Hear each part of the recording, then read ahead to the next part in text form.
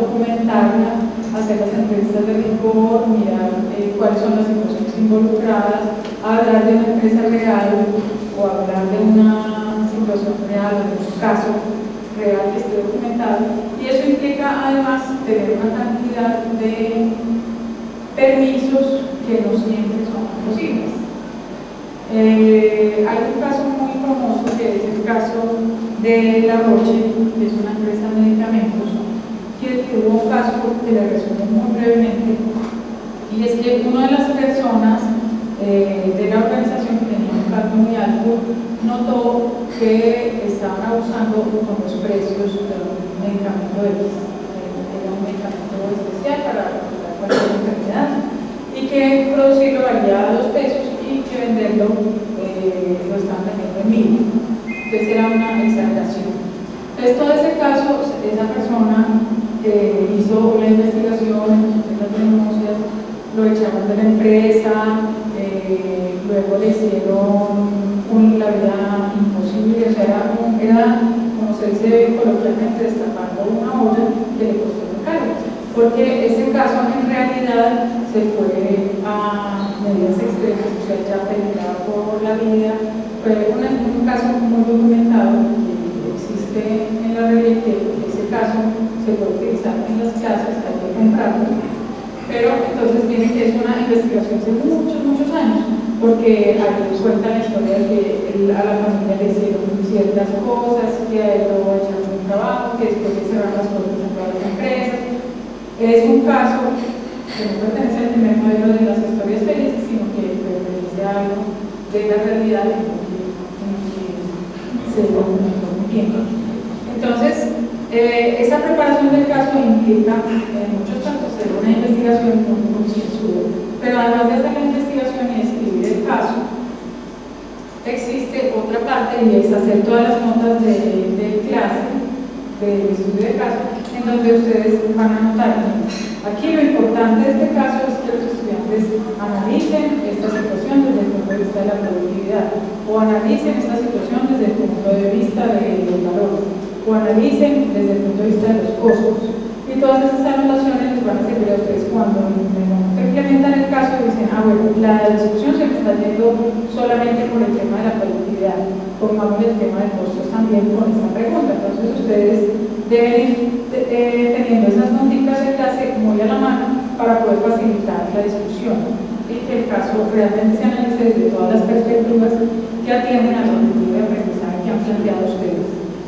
Durante la orientación, como les comentaba, entonces el profesor está más bien animando, haciendo que la gente discuta y en un papel no de experto, sino en un papel de moderador. Después, entonces ya en el cierre viene la retroalimentación o la realimentación del proceso de los estudiantes y del aprendizaje.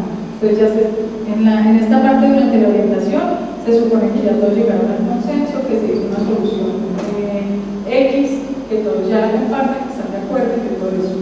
Entonces, muchas veces la discusión se queda valorada y ya.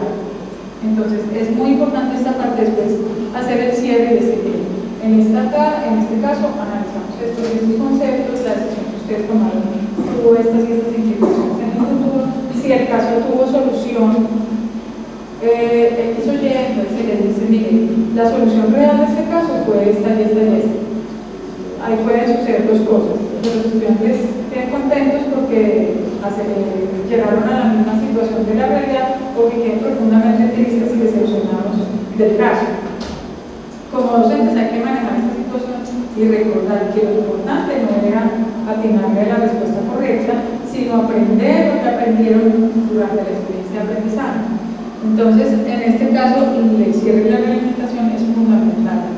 Y ahí el profesor sí es experto. O sea, durante la orientación se quedó como en un segundo paso. Pero ahí sí hay que hacer el momento. La verdad, es como cuando hacemos nosotros exposiciones, que le ponemos a los estudiantes a exponer y exponen muy bien y todo, pero a veces se le olvida hacer el cierre. Decir, este estudiante hizo esto y esto y esto. Entonces, también los estudiantes sienten que en realidad el profesor no estaba cumpliendo con su papel. O sea, en ese momento hay que, si bien ahora hablamos que los docentes son los facilitadores, que son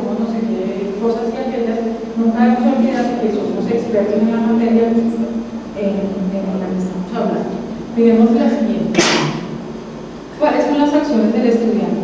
Entonces, antes, mientras el profesor está preparando el caso, antes el estudiante también se debe preparar. Recordemos el ejemplo que poníamos de la película, los estudiantes tienen que documentarse respecto al caso. Por ejemplo, en el ejercicio que vamos a hacer nosotros sobre evaluación, sobre evidenciar ustedes como estudiantes el estudio del caso, yo como docente, la preparación que ustedes tienen, yo asumo que la tienen, porque son docentes. Vamos a hablar de la evaluación del aprendizaje. Pues todos hemos pasado por ahí, hemos visto algunas cosas, igual hay que aprender a otras nuevas. Entonces debe dominar la temática y debe dominar la técnica de estudio de casos. Entonces ya debe conocer la dinámica, saber cómo es que van a hacer. Como el estudio de casos es una cosa que a veces se utiliza muy frecuentemente en unas disciplinas, pero en otras no, es algo que se va ganando con el tiempo. Entonces un curso puede tener un episodio de estudios de casos en una sesión particular, pero si el profesor va siendo más sistemático, la técnica, los estudiantes van ganando madurez en la técnica y van sintiéndose cada vez más cómodos con ella. Hacer un cambio en este tipo de dinámica siempre exige a los estudiantes un esfuerzo, y eso si uno lo hace constante, queda mucho mejor. Bueno, durante el estudio de casos debe ser una participación activa. Muchas veces al docente le toca, como decimos, a quemarropa, coger a fulano, a mengano, a pendejo para que participe. Si ellos no participan, las probabilidades de aprendizaje individual son bajas, pero de grupo también son bajas, porque nos estaríamos perdiendo desde el punto de vista valioso de una de las personas que están en el grupo. En este caso es muy importante hacer la relación de una vez con la virtualidad, y es que la virtualidad tiene la particularidad de que nosotros participamos más fácilmente en la virtualidad que en la presencialidad, o por lo menos los estudiantes que son más tímidos en la presencial o que son abrazados por el que habla más en el curso y que no nos va a dejar hablar. Entonces, el estudiante que es más reflexivo, que se toma las cosas con calma, en la virtualidad tiene mayores oportunidades de abrir las discusiones. En la virtualidad sucede algo también que hay que cuidar mucho, y es que todo el mundo habla y a veces habla mucho. Entonces, como docentes resulta que nos echamos mucha carga encima porque no planteamos unas estrategias de moderación de la charla lo suficientemente efectivas como para que no me toque a mí el domingo a las 2 de la mañana decir, ay, este debate tiene 700 participaciones, y finalmente pues uno no se va a poner a revisar 700 participaciones, entonces queda mal como docente, el proceso queda incompleto y los estudiantes desinflados con la virtualidad. Entonces hay que planear en esta parte cómo es que van a participar los estudiantes, cuál es su rol, cuáles son los productos concretos que ellos van a entregar. Por eso el tema de las 300 palabras de la presentación de los conocimientos previos, para que efectivamente si los lean no vayan a escribir unas pastorales, porque igual me toca leerlas, pero no va a quedar muy contenta. Entonces tienen que planear muy bien esa dinámica para que los estudiantes realmente sean activos. Y después ellos deben reflexionar alrededor de las conclusiones que el profesor hace sobre lo que finalmente sí aprendieron. En este caso es muy conveniente pedir a los estudiantes un informe final. Entonces en el informe final ellos dicen, mire, profesor, yo aprendí esto y esto, me pareció muy importante, no me gustó para nada la dinámica, ese Pérez que habla mucha carreta, bueno, en fin, que hagan su cierre, su reflexión sobre la experiencia de aprendizaje y las conclusiones sobre lo que finalmente aprendieron del curso.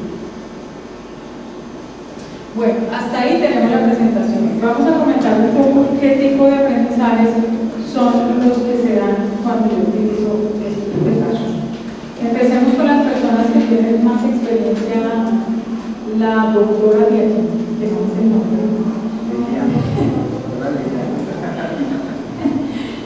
¿Cuál ha sido la fortaleza más grande que ha encontrado profesionalmente al estudiar con esta técnica?